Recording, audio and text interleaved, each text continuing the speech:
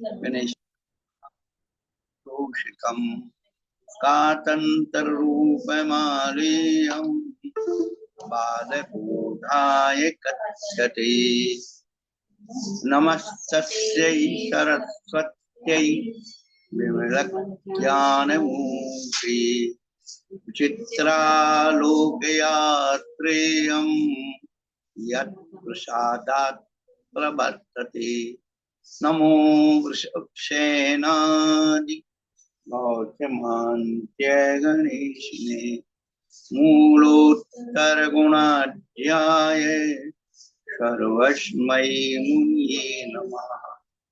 गुरु भक्त्या वयं साधत् दीपद्युतैवर्तिनः वन्दामहे त्रिसङ्ख्योन नवकोटि मुनीश्वरा। अज्ञानतिमिरान्धस्य ज्ञानाञ्जनशलाकया चक्षुरुन्मीलितं येन तस्मै श्री गुरुवे नमः। हम लोग व्याकरण शास्त्र पढ़ रहे हैं। जिंदगी दर्द का व्याकरण बन गई। जिंदगी दर्द का व्याकरण बन गई। हमारा दर्द इसलिए है कि हमें व्याकरण नहीं है। यदि हमारे जीवन में व्याकरण की सिद्धि हो जाए तो बहुत सारी बातों की सिद्धि हो सकती है। व्याकरण को आचार्यों ने वांग्मय कहा है, ये ध्यान रखना। व्याकरण को लिख लेना, आप लोग अपने नोट बना लेना। व्याकरण को आचार्यों ने वांग्मय कहा है। या संस्कृता सकल वांग्मय तत्वबोधा।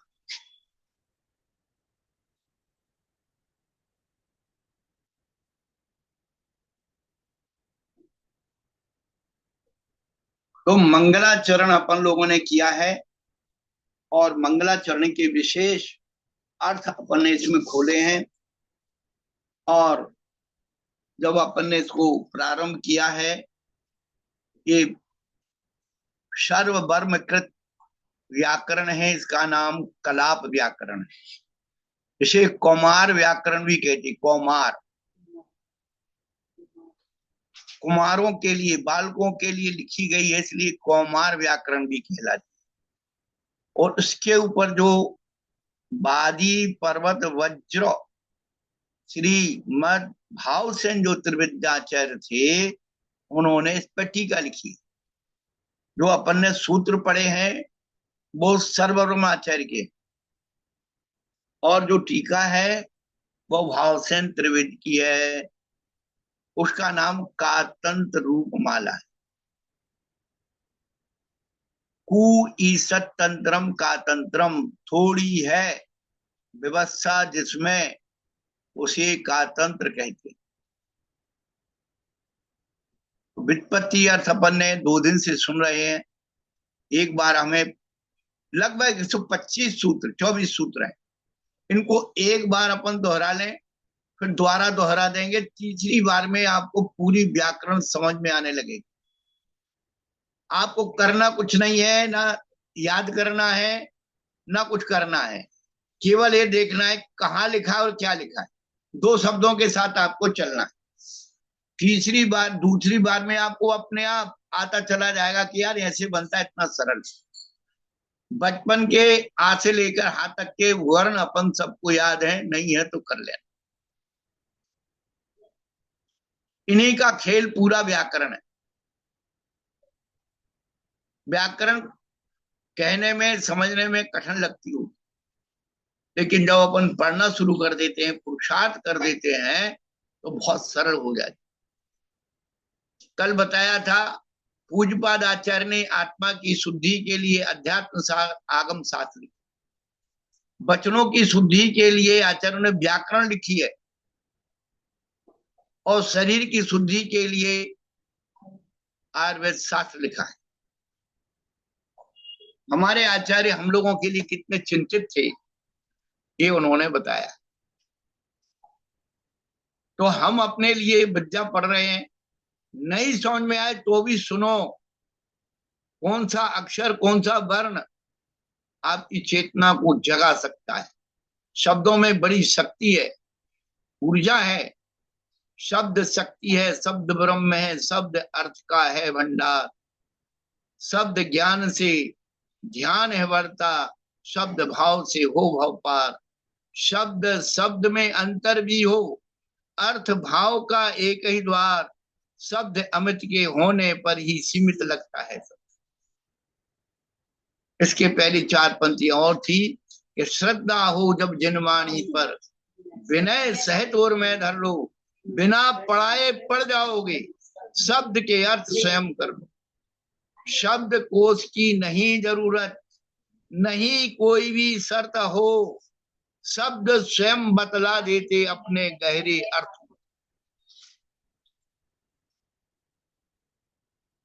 हम थोड़ा सा पुरुषार्थ करना शुरू करते हैं, थोड़ा सा प्रमाद छोड़ना शुरू करते हैं, थोड़ी सी अपने अंदर जिज्ञासा शुरू कर दें। न्यूज में भी आप नाना प्रकार की न्यूज देखते हैं, एडवर्टाइज देखते हैं, फलाना देखते हैं, लेकिन मेन मकसद आपका मेन पॉइंट पर है।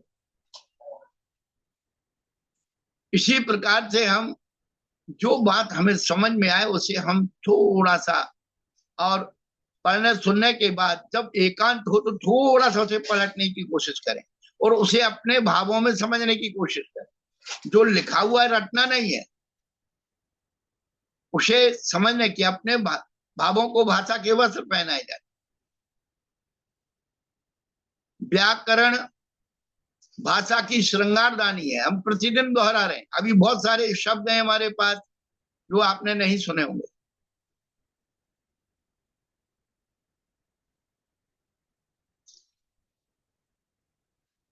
तो हमें भाषा का श्रृंगार करना है, अपनी भाषा को ब्यूटी पार्लर में लाना है। तो ब्यूटी पार्लर ये व्याकरण है, भाषा की व्याकरण ब्यूटी पार्लर। तो अब अपन चलते हैं। अर्थ तो हमने 2 दिन बता दिया, फिर भी सामान्य रूप से कुछ लोग नए जुड़ते हैं, पुराने लोग भी। हमारी आदत है हम पिछली बात को दोहराते हैं। वीर शब्द के 7 अर्थ बताए थे उन्होंने। विशेष लक्ष्मी को देने वाले वीर हैं, और जो सब पदार्थों को जानते वो वीर हैं। जिनकी वाणी कैसी है, दिव्य ध्वनि है, वो वीर हैं। और जो अष्टम पृथ्वी के स्वामी है वो वीर हैं। जो इसके पास शक्ति है वो वीर हैं।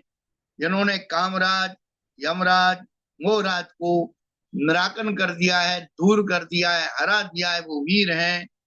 और जो आकाश में गमन करते वो वीर हैं।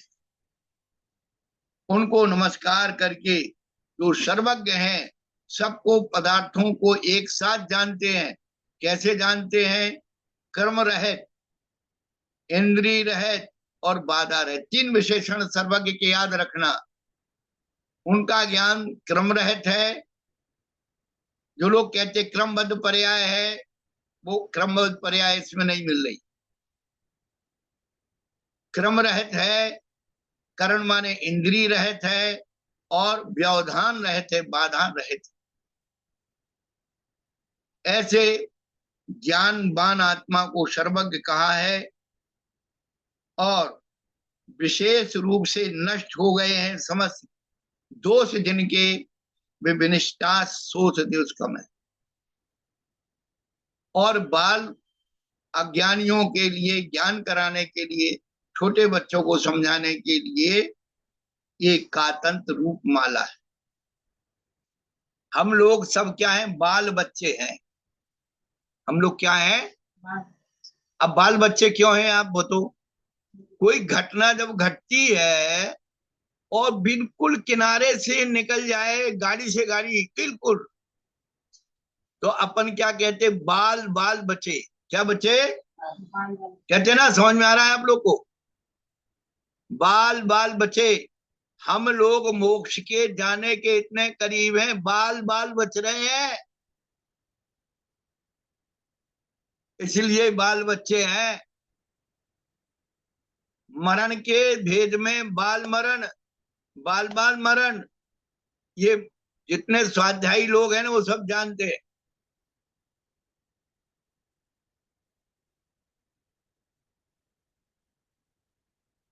और जब मुनिराज केशरोंच करते हैं तो क्या होता है? बाल बाल बच्चे हैं। भगवान मोक्ष जाते हैं तो वहां क्या बच्चे हैं? बाल बाल बच्चे हैं। केश और बाल बच्चे हैं। तो हम लोग बाल बाल बचे हुए हैं मोक्ष जाने से। तो हम सबको मोक्ष की तैयारी करना है तो व्याकरण जरूर पढ़ना है। व्याकरण 14वें गुणस्थान में काम आती है। जितने स्वाध्यायी लोग हैं वो जानते हैं 14वें गुणस्थान का काल कितना है। मंजू बहन जी।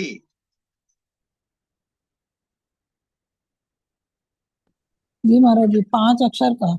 हाँ, 5 ह्रस्व स्वर, 5 अक्षर नहीं, 5 ह्रस्व स्वर के बराबर उच्चारण करने में जितना समय लगता है उतना 14वें गुणस्थान का काल है। ये पूरी वर्णमाला हम लोगों के लिए बचपन से लेकर के 55 तक काम आएगी।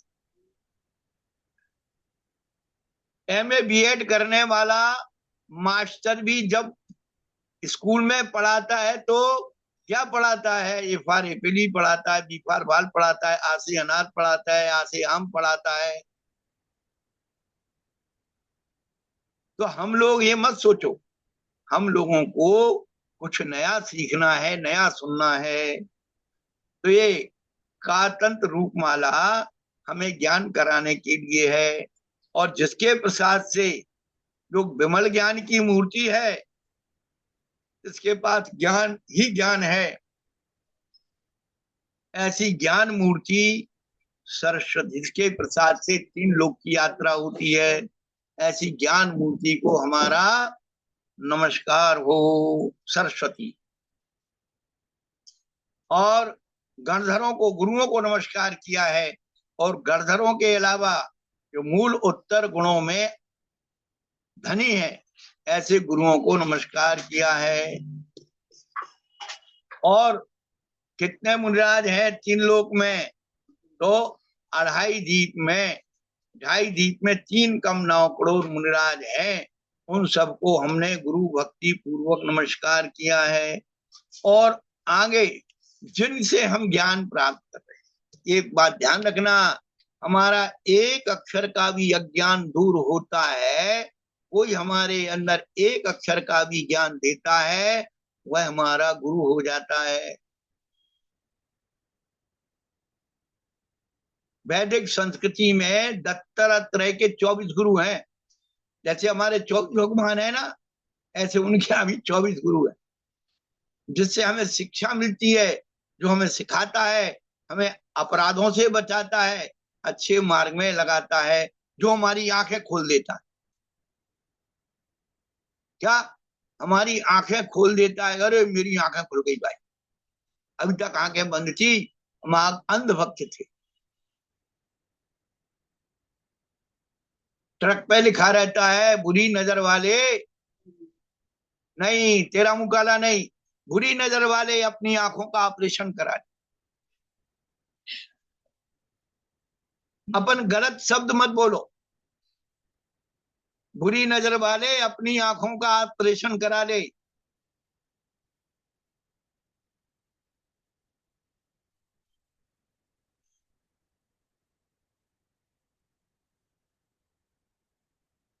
जलने वाले जला करें, भगवान उनका भला करें। दूसरों के प्रति हम जितनी अच्छी भावना, किसी को गलत भावना की जगह पॉजिटिव में डालोगे, एक दिन जरूर परिवर्तन आ जाए।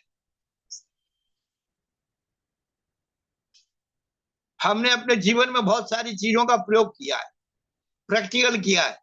अभी हम नहीं बताएंगे, अपन व्याकरण पे चलेंगे।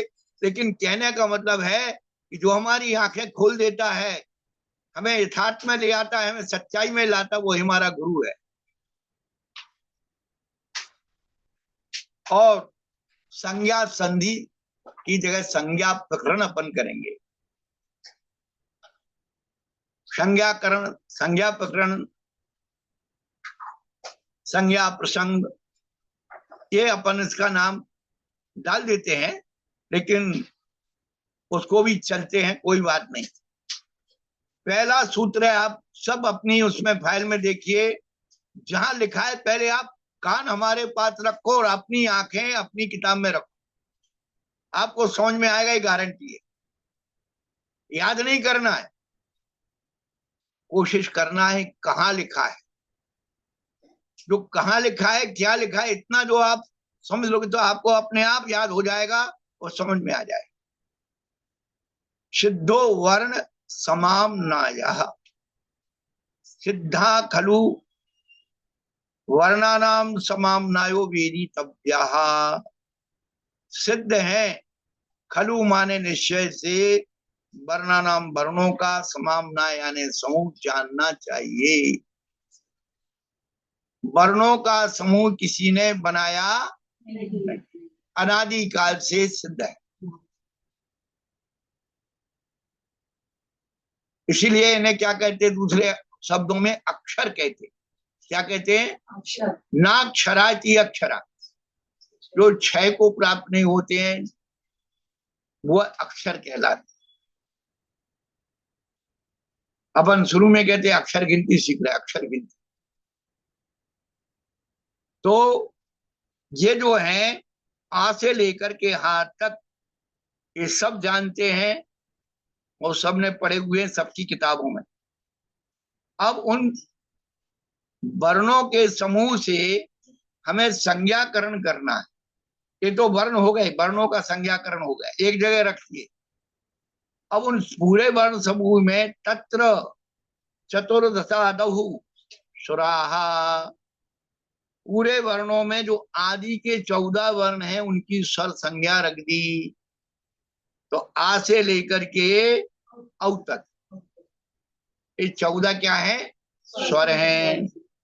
अब इन स्वरों का ही पहले अपन 14 स्वर में ही इनके अलग अलग नामकरण करेंगे। तो 10 समाना, इन्हीं 14 स्वर में 10 समान है। तो पीछे के जो 4 है वो कम कर दो, ए आई ओ औ, तो 10 हो गए, 10 समान हो गए। उन्होंने लिख भी दिए, ते के आ ई उ रि रि ए आई ओ औ अम्हा ओ औ, और 10 समान में 4 का लिल लिरी तक उन्होंने दे दिए। अब 10 समान में ही दो दो की आपस में सवर्ण संज्ञा कर दी। तेषाम समानान मध्य द्वौ द्वौ वर्ण न्यस्य परस्परम सवर्ण संज्ञौ भवता। तो देखो आ ई ये दो दो जो है समान शकल वाले सवर्ण हो गए। अब इनकी उन्होंने श्लोक के द्वारा बताया, ये सवर्ण है। हाँ वो कह दिया मैं, आज में जा। वो कहते दो दो की आपस में सवर्ण संज्ञा है। तो इन्होंने जो श्लोक लिखा है, इस श्लोक को समझिए। क्रमेण व्यप्रीतेन लघुनाम लघुभीशः, गुरुनाम गुरुभी सार्धम चतुर्धेति सवर्णतः। तो जो 10 समान है, उन 10 समानों में आपस में एक दूसरे की सवर्ण संज्ञा होती है। तो कैसे होगी? तो जैसे आ और आ, ये क्रम हो गया, छोटा और बड़ा, ये क्रम हो गया। अब विपरीत कर दो, आगे बड़ा कर दो और पीछे छोटा कर दो, तो विपरीत हो गया है? उसमें नहीं आएगा, आ जाएगा, और निकट से बताएंगे तो आ जाएगा।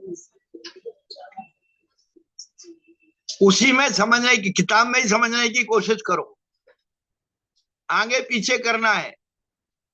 क्रम है जो लिखा हुआ है, आ हो गया, उसका उल्टा कर दो, बड़ा आगे लिया, छोटा पीछे कर दो। अब हो गए। अब एक काम करो, बड़े को हटा दो, छोटे छोटे आमने सामने रख दो। और फिर बड़े बड़े रख दो, तो कितने भंग बन गए? 4। जैसे आ के साथ किया, ऐसे ई के साथ कर लो, उ के साथ कर लो, डी के साथ कर लो, री के साथ कर लो। समझ में आ गया? 4 प्रकार से आपको सवर्णता बनानी है। आके आके के साथ, ई के साथ, उ के साथ, री के साथ, री के साथ। इनको आगे पीछे रखते चले जाइए। क्रम तो है ही, उसे उल्टा करके दे दीजिए, फिर छोटा छोटा रख लीजिए, बड़े बड़े रख लीजिए। ये 4 प्रकार की समानता 10 समान में लगेंगी अब, जिनके युगल बन गए। अब इसमें एक अपवादित नियम था, लिकार लिकार उठे। री और री की भी सवर्ण संज्ञा है।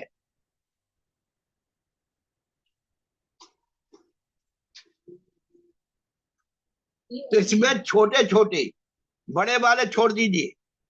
री और री, बड़े को छोड़ दिए, इसलिए उन्हें कहा रिकार रिकार उठे। कार से मतलब एक, और सवर्ण जहां आएगा, जैसे ई वर्ण आ गया तो दोनों आएंगे, अवर्ण आ गया तो दोनों आएंगे, लेकिन उनका आकार कहना तो एक आएगा, आकार कहना तो बड़ा आएगा, उकार कहना तो एक छोटा हुआ आएगा, उकार कहना तो बड़ा हुआ है। तो जहां कार लगेगा तो जिसके साथ लगा वो अकेला है, और वर्ण लग गया अवर्ण, ई वर्ण, उवर्ण, रीवर्ण, ये दोनों आएंगे। समझ में आ रहा? सवर्ण जो है ना, यदि उन्होंने ई वर्ण कह दिया, उवर्ण कह दिया, तो छोटा बड़ा दोनों आएंगे, और कार कह दिया, कार लगा दी तो अकेला आएगा।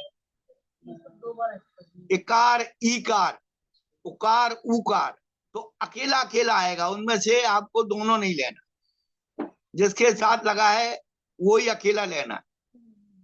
अभी अपन जब प्रयोग करेंगे आपको समझ में आएगी कि रिकार लिकार की भी सवर्ण संज्ञा कर दी उनने। ये अपवादित नियम है व्याकरण का।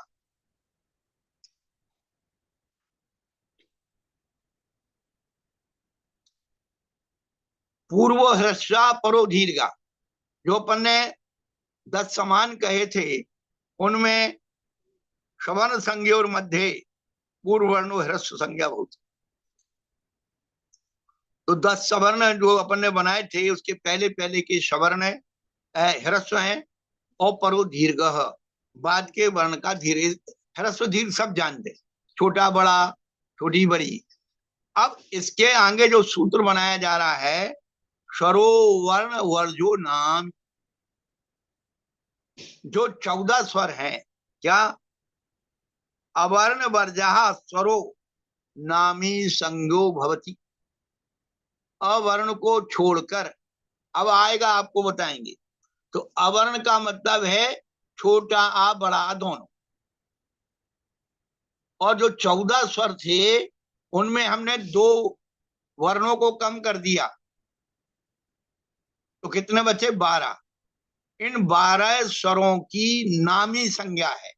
क्या संज्ञा रख दी इनका? नामी। जब अपन स्वर संधि पढ़ेंगे तो इनके नाम आएंगे, इनके काम आएंगे।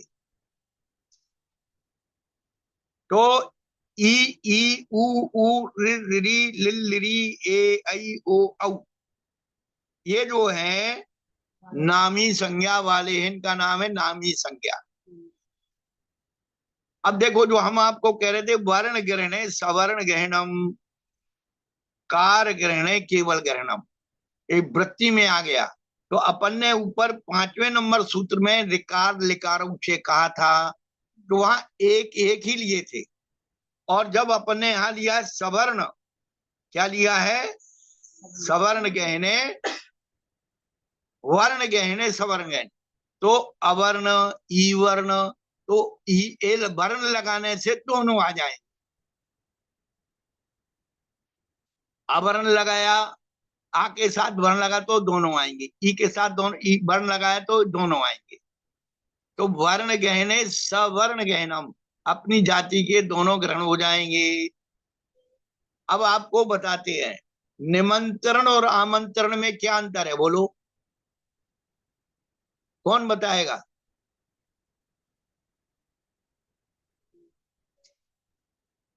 निमंत्रण और आमंत्रण में क्या अंतर है?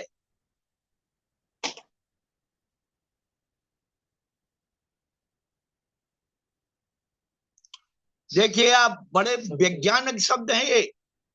जब किसी अकेले व्यक्ति को बुलाना होता है तो निमंत्रण होता है, और पूरे परिवार को बुलाना हो तो आमंत्रण होता है।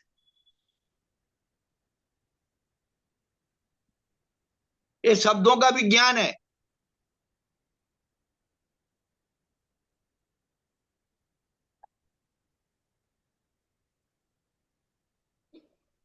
तो वर्ण ग्रहण से दोनों आएंगे और कार्य ग्रहण से अकेला आएगा।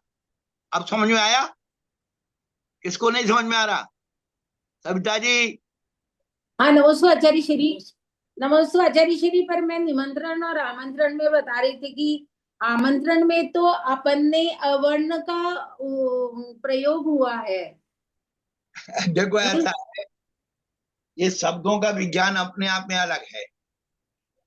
अभी और अपन आगे पढ़ेंगे, बहुत आगे। तो आधे शत्रुवत होता है और आगम मित्रवत होता है। बहुत सारी चीजें हैं शब्दों में जो ऊर्जा भरी, हमें सुनना है, पहले याद नहीं करना। हम आपको बहुत सारी बातें बताएंगे, केवल आप सुनते जाओ। जब कभी आपको प्रसंग आएगा, आपको याद अपने आप आ जाएगा।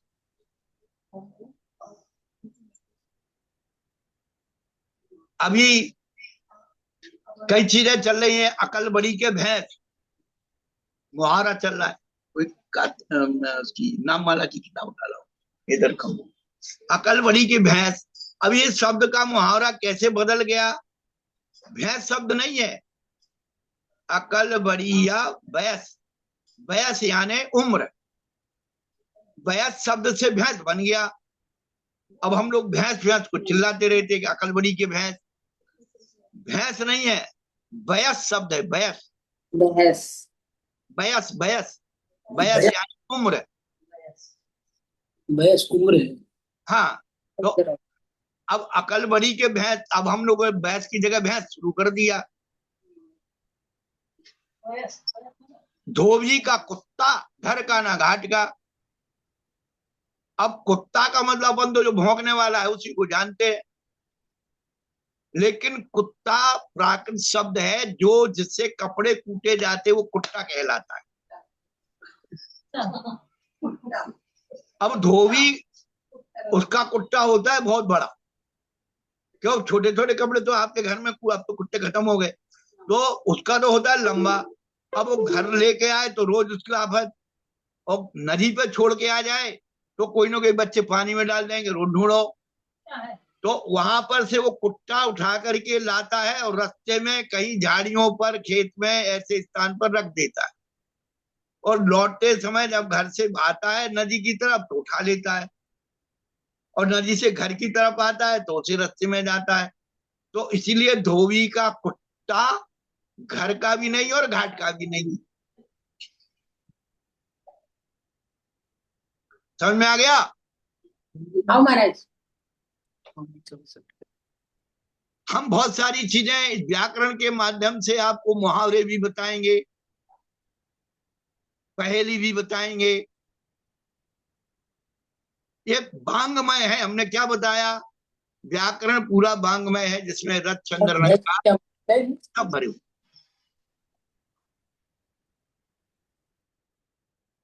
तो आपको करना कुछ नहीं है कि जो 14 स्वर थे उसमें से 2 अवर्ण को निकाल दिया। ये तो जो है 12 स्वरों की क्या रख दी? नामी संज्ञा। उनका नाम नामी रख दिया। अब ये काम आएंगे आगे। अब स्वरों में एकारादीनी संध्यक्षराणि, ए, आई, ओ, औ, ये 4 संधि अक्षर कहलाते। अब संधि अक्षर क्यों कहते हैं? क्योंकि ये 2 वर्णों को मिलकर के बने हैं, इसलिए इन्हें संधि अक्षर कहते हैं। आ और ई मिल करके ए बना है, आ और ऊ मिल करके ओ बना है, और ए कार्य आई आई कार्य जैसे आई बना है, ओ कार्य औ औ कार्य जैसे औ बना है। ये अपन स्वर संधि में पढ़ेंगे। लेकिन चार वर्णों की क्या संज्ञा हो गई? संधि अक्षर। इन चार को संधि अक्षर कहते हैं, ए आई ओ औ। और जे नित्यम संध्यक्षराणि दीर्घानी, ये संधि अक्षर नियम से दीर्घ होते हैं, छोटे बड़े नहीं होते। जैसे आ ई ऊ, तो ये इनमें छोटा ए और बड़ी आई, छोटा और बड़ा ऐसे नहीं होते, नियम से दीर्घ ही होते हैं। अब ये स्वरों की 10 सूत्रों में, हमने 9 सूत्रों में स्वरों के पूरे अपन ने नामकरण कर दिए। अब व्यंजन आए, व्यंजन। तो व्यंजन कहां से शुरू हो रहे हैं? कादीनी व्यंजनानि।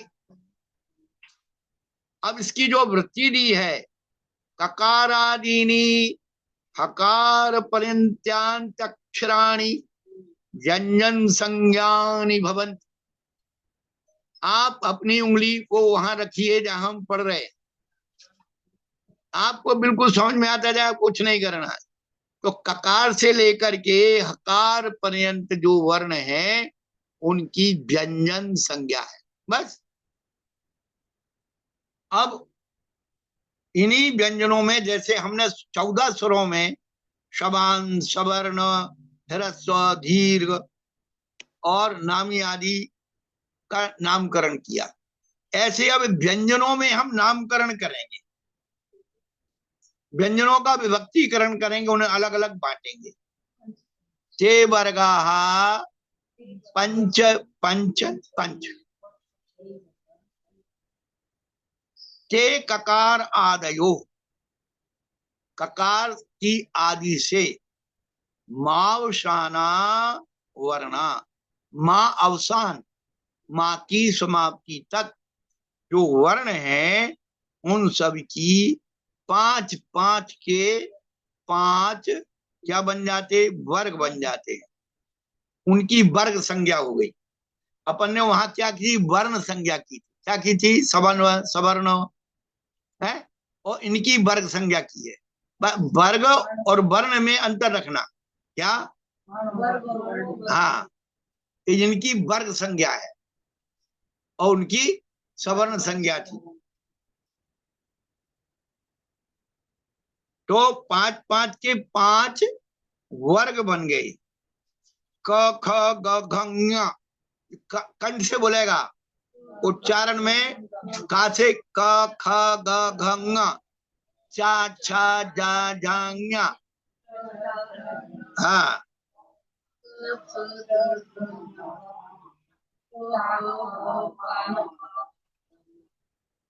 अब ये 5 5 के 5 वर्ग हो गए।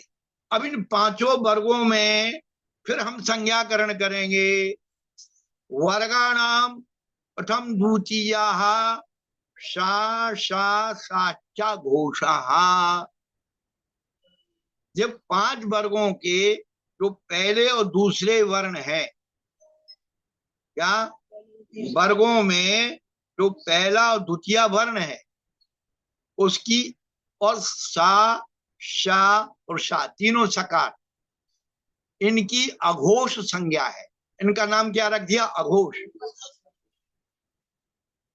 तो 5 या 15 और शा सा सा, ये तीनों सकार, तो कितने हो गए? नहीं नहीं, सॉरी हम भूल गए। वर्ग नाम प्रथमा द्वितीया, तो 5 दूनी 10 और 1 3 13, इनकी अघोष नाम रखेंगे। अपन जब व्यंजन संधि पढ़ेंगे तो ये काम आएंगे। जो व्यंजनों की संज्ञा बना रहे वो व्यंजन संधि में काम आएगी, जो स्वरों की संज्ञाएं बनाई वो स्वरों में काम आएगी। तो वर्ग का पहला, दूसरा और शा शा सा, ये तीनों शकार, इनकी अघोष संज्ञा है। अब कहते भाई घोष बंतोन्ये, बाकी अन्य, अघोषेभ्यो अन्य, अघोष को छोड़ करके जो अन्य है, कौन कौन? तीसरा, चौथा, पांचवा। और या, रा, ला, वा और हा, इतने वर्ण जो है, तो 5 या 15 और हाँ, और 5 20, इनकी क्या संज्ञा हो गई? घोष संज्ञा हो गई। अघोष वर्ग का पहला, दूसरा और तीनों शकार, और घोष वर्ग के तीसरा, चौथा, पांचवा और या, रा, लावा, हा। समझ में आ रहा? उसमें आपको विभक्तिकरण करते चले जाना है। अब जो प्रश्न किया था हमारी बहनियों ने, इनमें ही अभी और बात बता रहे हैं कि जो 5 वर्गों के अंतिम वर्ण है, 5 वर्गों के अंतिम वर्ण है, उनकी अलग संज्ञा है। अनुनासिका, अंगांगाणामा, अंगांगाणामा, हाँ, अनुपश्चात नासिका स्थान उच्चारणम येषां ते अनुनासिका, जिनका उच्चारण नाक के बल पर होता है, उन्हें अनुनासिक कहते। अंगांगाणामा, कखगंगंगा, चथजजन्य, पफबबमा, तो नाक के पास उसकी ध्वनि आती है, नाक से उच्चारण होता है, इतना ध्यान रखो बस।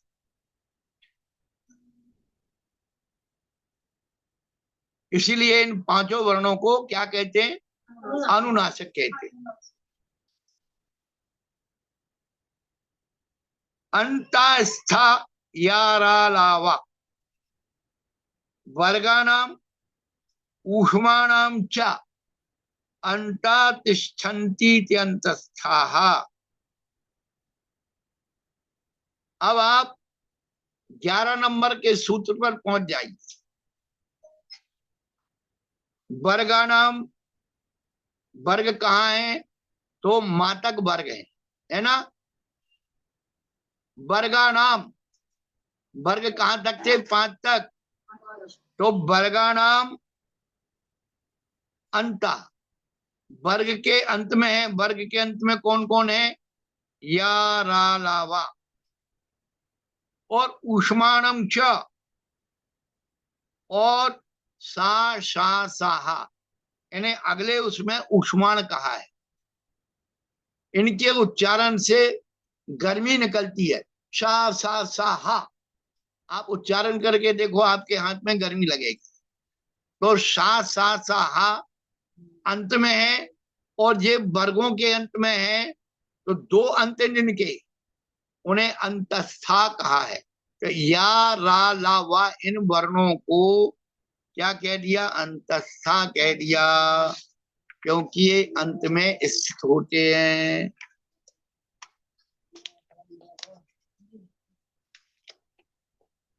उष्ण, ऊष्माणा, शा, सा, शाहा।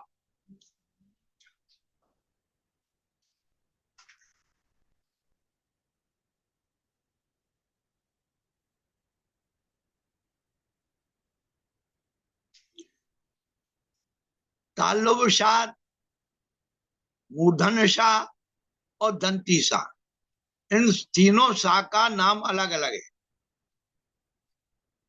तालु से बोलता है, मूर्धन से बोलता है, और दांतों से बोलता है। सरौते के शा को दंती शा कहते। इनके व्याकरण नाम है, तीनों शा के शा, शा, श, इन तीनों के उच्चारण मूर्धना से, तालु से और दांतों से, दांतों के पास से इनके उच्चारण होते हैं, इसलिए अलग अलग इनके उच्चारण। तो इनके उच्चारण में उष्मा निकलती है। हाथ से हाथ रख करके उल्टा, और आप देखो जब उच्चारण करोगे शा, सा, हा, तो गर्मी निकलती है। ऐसे कभी नहीं रखना चाहिए, ऐसे रखना चाहिए हाथ को। हाँ, ऐसे। जब भी आपको उबासी आए तो ऐसे नहीं लेना, आप उल्टा हाथ लगाइए। हाँ, ये विज्ञान है, बहुत सारी चीजों का विज्ञान आपको बताएंगे। क्योंकि हाथ में डायरेक्ट लगने से उसके अलग प्रभाव होता है, और बाहर की त्वचा से उसका अलग प्रभाव होता है।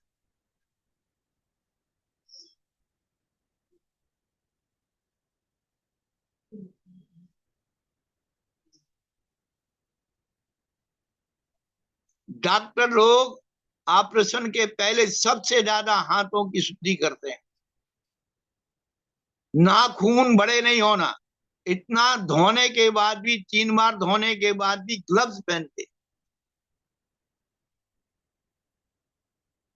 इस प्रकार से धोते हैं, इस प्रकार से। ऐसे ऐसे नहीं धोते, ऐसे तो एक बार धो लिए धो लिए, लेकिन पीछे से ज्यादा रगड़ते हो, क्योंकि इनमें इन्फेक्शन होने से ज्यादा हो रहा है।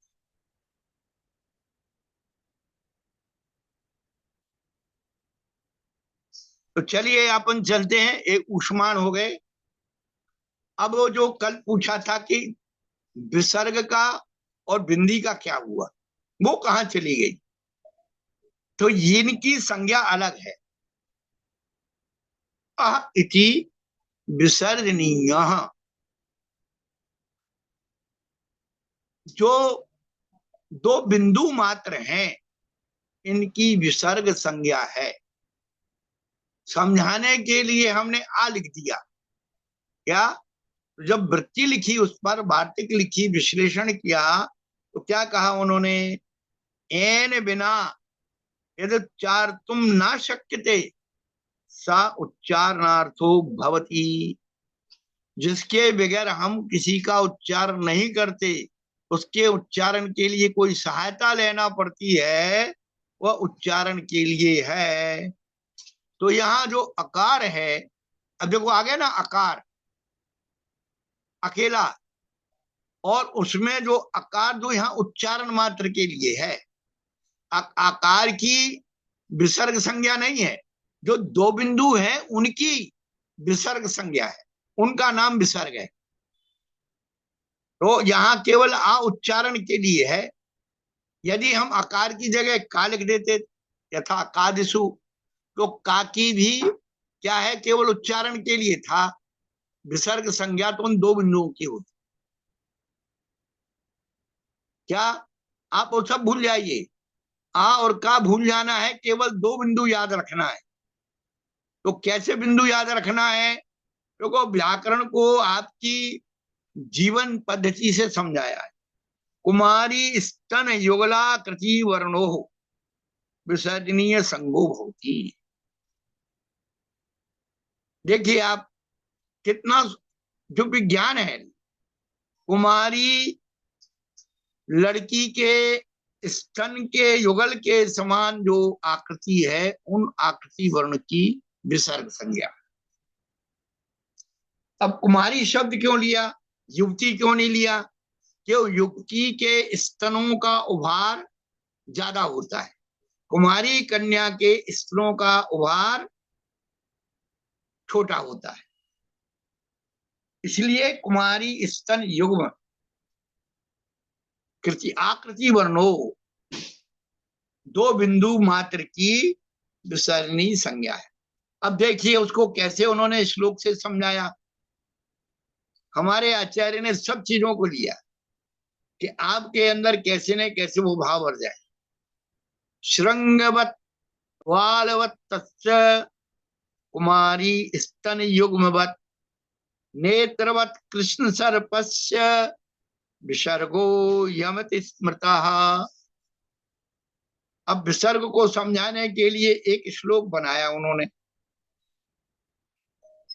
कि जैसे श्रृंगवत बालवत, बालवत्स कहलाता छोटा बछड़ा, और छोटे बछड़े के जो सींग होते हैं वो ऊंचे उभरे नहीं होते, दो बिंदु मात्र। यहाँ आपने बचपन में बछड़े देखे होंगे, गाय देखी होंगी, अब तो सब देखने को मिलेंगी नहीं थोड़े दिन बाद।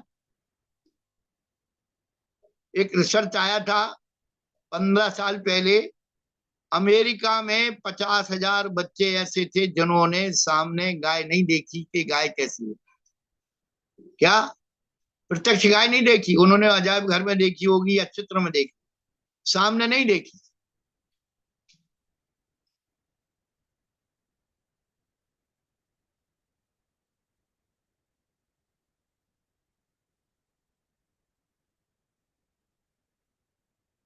तो श्रृंगवत, छोटे बछड़े के बाल वत्स श्रृंग के समान 2 बिंदु होते हैं। कुमारी स्तन युग्मवत, कुमारी कन्या की युगलाकृति स्तन के समान 2 बिंदु होते हैं। और नहीं समझ में आ रहा तो नेत्रवत कृष्ण सर्पस है, काले सर्प के नेत्र के समान। उसकी जो आंखें हैं हमेशा खुली रहती हैं, बंद नहीं होती है, एक सी होती है, गोल गोल। तीन दृष्टांतों से उन्होंने इसको बना दिया।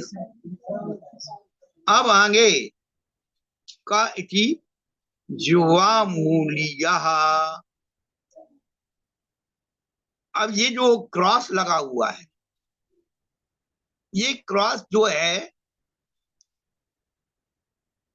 क्या हो गया कि वर्तनी कहलाती है, आकार। तो वज्राकृति वर्णो, उसकी जब विश्लेषण किया तो उन्होंने क्या किया, ककार यह उच्चारणार्थ था, जैसे वहां अकार उच्चारण के लिए था, यहाँ ककार उच्चारण के लिए। परंतु जो का के ऊपर जो क्रॉस लगा हुआ है उसकी वज्राकृति वर्ण जिह्वा मूल्य संज्ञा, उसकी जिह्वा मूली संज्ञा होती है। ये आपको व्यंजन संधि में आएंगे, जिसका उच्चारण अधिकतम वेदों में होता है। हमारे यहाँ उच्चारण खो गया है, लोप हो गया है, बहुत सारी बातें। तो जो वज्र का आकार होता है, वज्र क्या काम करता है, जो चक्र रत्न होता है, चक्र गोल होता है, और वज्र जो होता है वो उसमें क्रॉस होते हैं। तो वज्र के द्वारा उस चक्र को रोका जा सकता है। जो आयुध प्रणाली होती है उसमें जैसे अग्नि बाण के लिए जल बाण छोड़ते हैं और नागपाश के लिए गरुड़ बाण छोड़ देते हैं, ऐसे ही चक्र आयुध के लिए वज्र आयुध नष्ट करता है। तो जिह्वा मूली संज्ञा जो का के ऊपर जो क्रॉस लगा उसकी है, का की नहीं है, का तो उच्चारण के लिए। उसी प्रकार से प इत्युपद्यमानी, यहां पकार की के ऊपर, पा भी यहां उच्चारण के लिए है, लेकिन उसके ऊपर गज कुंभाकृति वर्ण, इसमें जो स्टार दिया हुआ है, लेकिन ये नीचे आप देखिए उसके टिप्पणी में जो निशान दिए हुए हैं, का के पीछे अर्ध चंद्राकार जैसा ककार करोती, तो उन्होंने एक चंद्राकार ऐसा बना दिया, दूसरा उल्टा बना दिया। लेकिन इसका जो वास्तविक रूप है, वज्र का रूप जो है, चिन्ह आपको शायद उसमें मिल जाएगा आपके वेबसाइट में। और गजकुंभ आकृति वर्ण, तो गजकुंभ हाथी का जो मस्तक होता है तो ऐसा घूम जाता है, जैसे वी बनाया ऐसी उल्टी वी बना दीजिए, ऊपर की तरफ उसका वो रख दीजिए, नीचे उसका बेस रख दीजिए। उसी प्रकार से पाके ऊपर गजकुंभ आकृति लिख दी उल्टी भी, और तो जो है ये संज्ञा उसकी नाम हो गई उपद्यमानी। ये अपवादित नियम में काम आएंगी। अब अंतिम संज्ञा बता रहे, अम इत्यनुसारा, अकार यहां उच्चारण के लिए है, विसर्ग में जिह्वा मूली में, उपपद्मानी में, अनुस्वार में, इन चारों जगह जो चिन्ह है उसकी संज्ञा मात्रा है, और जो वर्ण लगे हुए हैं वो सब उच्चारण के लिए हैं। उनकी संज्ञा ना अनुस्वार है, ना जिह्वा मूली है, ना पद्मानी है, ना विसर्ग। ये हमन को समझना है। अब आगे बताते हैं अंतिम सूत्र है, संज्ञाकरण का अंतिम सूत्र, लोकोपचारात् ग्रहण सिद्धि। लोकानाम उपचारो व्यवहारा, लोक के उपचार को व्यवहार कहते हैं। उपचार शब्द जो है, जो ना होते हुए भी है, उसे उपचार कहते हैं। तो यहां पर कह रहे हैं लोक के उपचार को व्यवहार कहते हैं। तस्मात्, इस कारण से, यह अनुक्तस्यापि गरणस्य शब्दस्य सिद्धि प्रवृत्तिर्भीतव्या। यहाँ कुछ वर्ण हैं ऐसे जिनको नहीं कहा है, आगे कहेंगे, उनको भी संज्ञा में ग्रहण कर लेना, पहली बात। दूसरी बात, यहाँ जो नामकरण कर दिए, संज्ञाएं रख दी, तो आप उसे पकड़ के मत बैठ जाना। ऐसी कई माता बहने भैया हैं जिनके 2 नाम है, 3 नाम है, 4 नाम रख देते हैं लोग। कोई मित्रता का नाम रख देता है, कोई प्यार का नाम रख देता है, कोई चढ़ाने के लिए नाम रख देता है, कोई उसकी एक्टिविटी से उसका नाम रख देता है। तो ये जो संज्ञाएं पड़ी हैं वो व्याकरण की दृष्टि से आपको बताई। अब आपके यहाँ तो यहाँ पर उन्होंने कह दिया ह्रस्व दीर्घ, स्वर संधि, व्यंजन संधि। अब अन्य जितनी व्याकरण है, उन व्याकरणों में इनके नामकरण कुछ दूसरे हो सकते हैं। उदाहरण की तौर पर सिद्धांत कौमुदी में स्वर संधि को अच संधि कहा है, और व्यंजन संधि को हल संधि कहा है।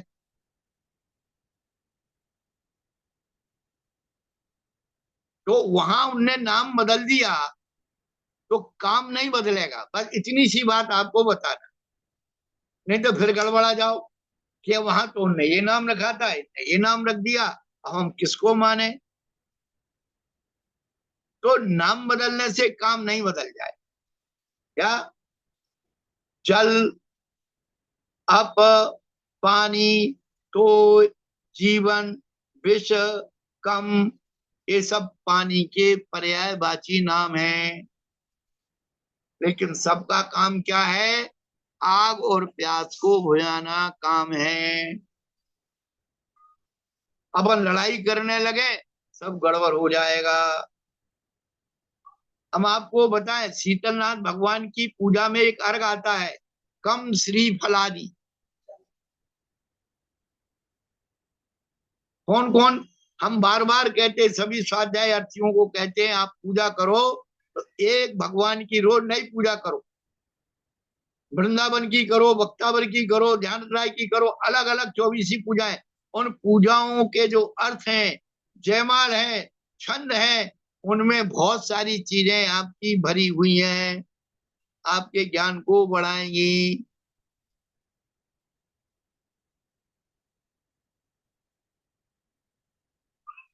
तो आज जो है संज्ञाकरण, संज्ञा संधि का प्रकरण, संज्ञा प्रकरण, संज्ञाकरण, संज्ञा प्रसंग, ये आपके हुए हैं।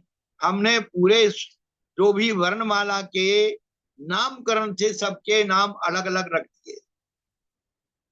अब आपको केवल हमने जब कहा कि जो है ह्रस्व है, दीर्घ है, सवर्ण है, तो हमारे दिमाग में तुरंत वो सवर्ण आना चाहिए। अवर्ण कह दिया तो दोनों आ गए, ईवर्ण कह दिया तो दोनों आ गए, सवर्ण आ जाएंगे। क्योंकि इनकी आपस में सवर्ण संज्ञा है। तो कल से अपन स्वर संधि उच्चते, कल से अपन स्वर संधि के बारे में पढ़ेंगे। जो 14 स्वरों के अपन ने भेद प्रभेद समझे थे, उन सब के नाम पुकार पुकार करके एक दूसरे से साथ मिलाएंगे, उनके जोड़े बनाएंगे। अब किसी को कुछ पूछना है तो पूछ लीजिए।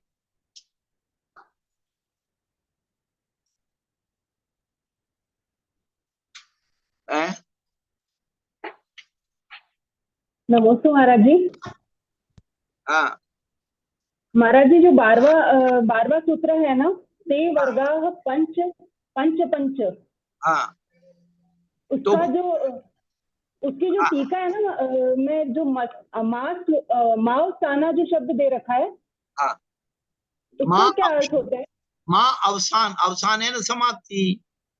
कहाँ से शुरू हुआ और माँ की समाप्ति तक 5 5 के 5 बना लीजिए। समाप्ति जी। अवसान यानी समाप्ति। बहुत बढ़िया जी बहन जी, महाराज। बहुत बढ़िया है। ऐसे पूछना चाहिए। जी महाराज, नमस्ते महाराज जी। हाँ, कभी ये मत सोचो अरे हम छोटी सी बात पूछेंगे लोग हंसी उड़ाएंगे इतनी अरे हमको भी नहीं आती थी क्या? हम आपको इसलिए नहीं बताते हम बहुत बड़े ज्ञानी हैं।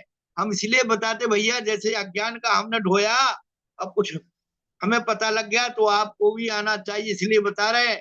बाकी मेरा कोई इसमें लेना देना नहीं है।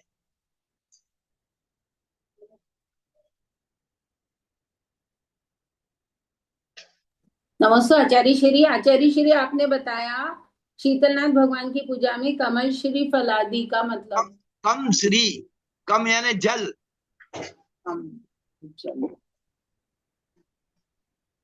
तो पूरा इसका भावार्थ क्या हुआ आचार्य श्री? कम श्री फलादि, अर्घ, अर्घ का नहीं, जल से लेकर के श्रीफल तक अर्घ चढ़ाते हैं। ठीक है आचार्य। और किसी को कुछ पूछना है? विजय पंडित जी, ये कौन? इष्टल देवी के पंडित। अच्छा चलो कोई बात।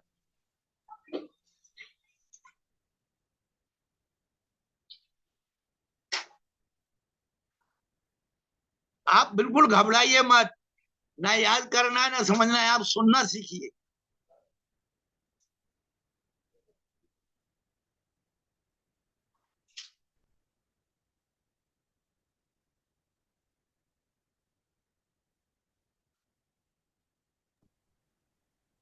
क्या सचेवा जी कुछ कहना है?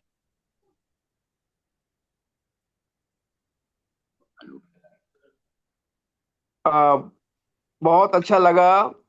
तो सबसे बड़ी बात यह है कि किस प्रकार से जो पाणिनि के सूत्र थे उन्हें प्रकारांतर से दूसरे ढंग से बहुत अच्छी प्रकार से समझाने के लिए, तभी इसका नाम बाल बोधाय रखा गया, ताकि जो सामान्य पाठक है अभी जो, क्योंकि हमारे यहाँ बाल की परिभाषा भी यही की गई, ग्रहण धारण पटुर बालः, जिसमें ग्रहण करने की और धारण करने की शक्ति तो है परंतु सूक्ष्मता में जाने की अभी शक्ति नहीं आई, वो बाल। और आपने और अच्छा बता दिया कि हम मोक्ष से बाल बाल बचे हुए हैं, इसलिए बाल बाल है। बाल बच्चे हाँ हैं। जी, हाँ बाल बच्चे हैं, हमारे भी सिर के बाल अब थोड़े थोड़े ही बचे हैं। तो ये सारा एक बहुत अच्छी प्रकार से बड़े इंटरेस्टिंग ढंग से बताने की शैली आपके पास है। और हाँ मैं ये समझ रहा, हाँ, आज हमारे हमारे साथ ही डॉक्टर मधुबाला शर्मा जी, अच्छा अच्छा। डॉक्टर मधुबाला, हाँ, वो शायद जुड़ गई हैं अब। तो है डॉक्टर मधुबाला शर्मा जी? हाँ है, बात हो गई मेरी उनसे। हाँ हाँ हाँ, तो अब आई है क्या, आई है? देख रहा हूँ, एंगेज कर दिया है। हाँ जी हाँ जी, डॉक्टर मधुबाला शर्मा जी हमारे यहाँ, जहाँ मैं इंदू गर्ल्स कॉलेज से सेवा निवृत्त हुआ हूँ, अच्छा अच्छा। वहाँ हमारे साथ ही पढ़ाती थी और व्याकरण की विशेष मर्मज्ञा है। हाँ क्या बात। और हाँ, और सबसे बड़ी बात ये है कि आज ही मैं बता पाया, ये मेरी से कमी समझो मेरी, तो विस्मरण हो गया मुझे। और मैंने वो तत्काल उन्होंने कहा मैं अवश्य सुनूंगी, श्रवण